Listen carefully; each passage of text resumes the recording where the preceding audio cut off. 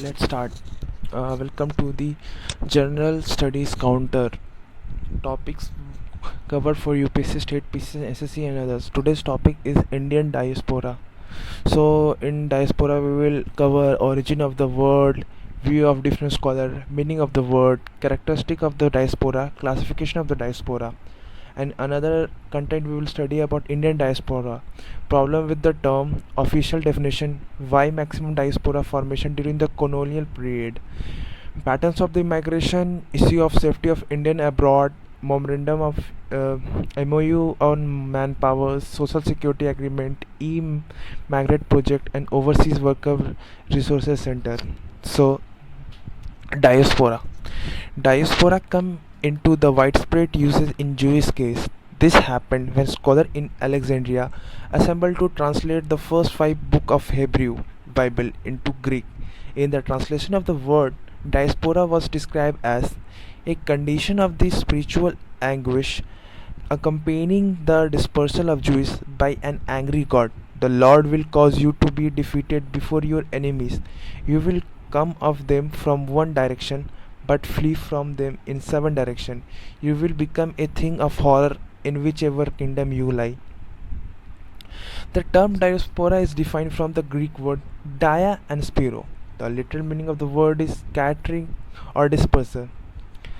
The term was probably first used in 2nd century BC by Greek-speaking Jews in reference to their exile from the Holy Land, that is Israel.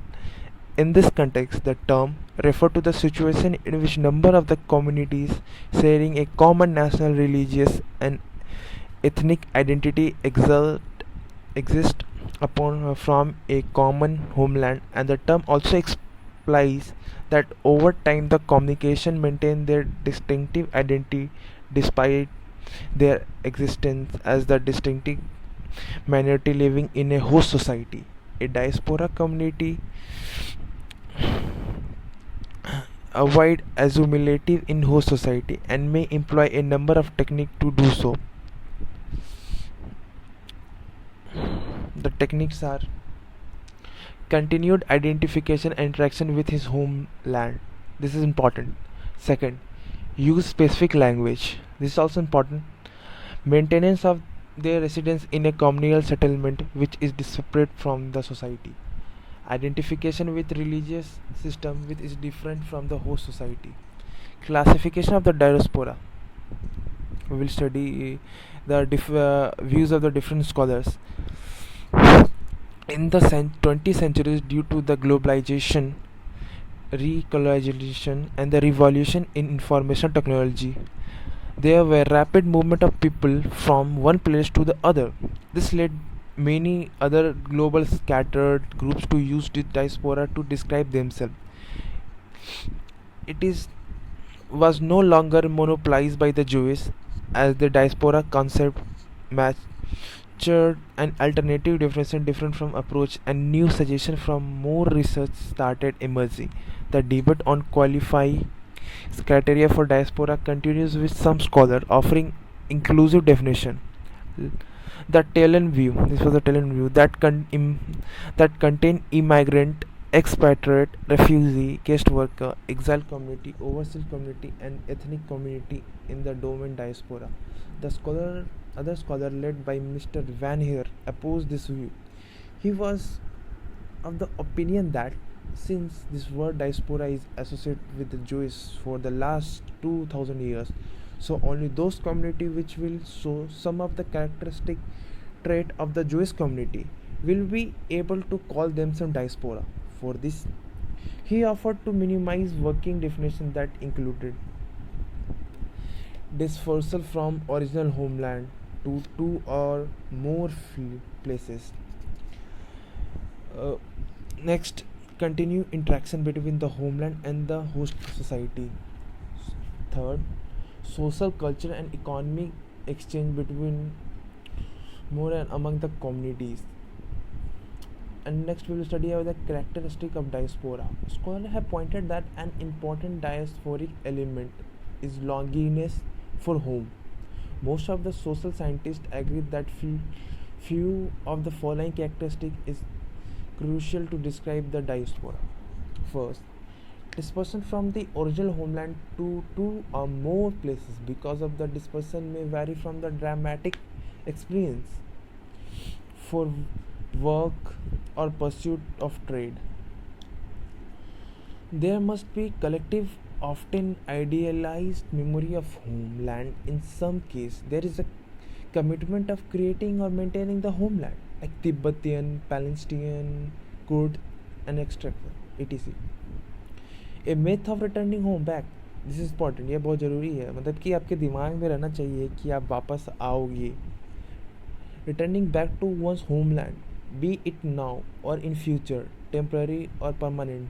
This myth is grounded in strong ethic and consciousness of migrant, which may have persuaded them from an ex in the society, extremity in society. Sorry for my words. There is a sense of solidarity and empathy with similar group elsewhere in the world. Contemporary definition of diaspora. Diaspora is used to describe the practically any population considered territorialized whose cultural origin are said to have arisen in a nation other than the one in which they currently reside, and whose social and economic network cross the nation state borders and cover the entire globe. Now let me study about the classification of the diaspora. Let's first go for Cohen view. The Cohen adopts a historical approach and identifies the 5 different categories of diaspora. Victim diaspora, that is Jewish, Black African. Second, empirical diaspora, Dutch, French, British. Label diaspora, Indians. Trade diaspora, Chinese. Cultural diaspora, Caribbean countries. Next, we will go for the Gabriel Schaffer. Gabriel Schaffer defined diaspora in terms of their linkages and non-linkages with the nation state. According to his state line diaspora, according to him, state line diaspora are those that are in host country but are connected to the society for their own ethnic and origin that constitute a majority in their established state. By stateless diaspora, he mean group of those diaspora people who have been unable to form their own independent state.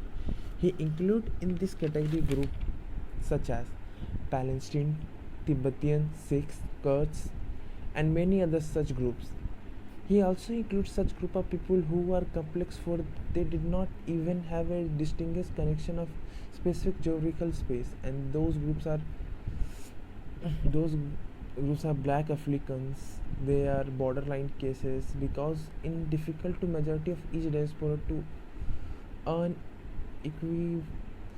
define where their homeland is. Gabriel Schaffer